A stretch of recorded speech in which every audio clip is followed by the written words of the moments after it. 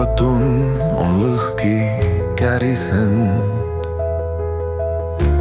Kogu maailm hirmust väriseb. Homsest päevast und näha raske. Närvid rossid vabaks kõik laske.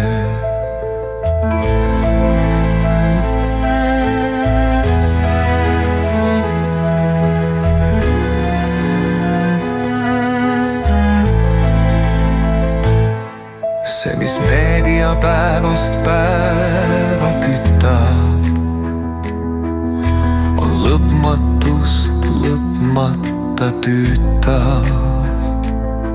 Hirmuahelad kaela ümber pigistab.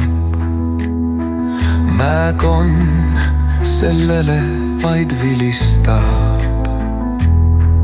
Tavakodanik vajab rahu ja kindlust, et eemale saaks sõja hirmust. Miks külvata seda jälkust me aiu? Kaksipidist mõtlemist liig palju.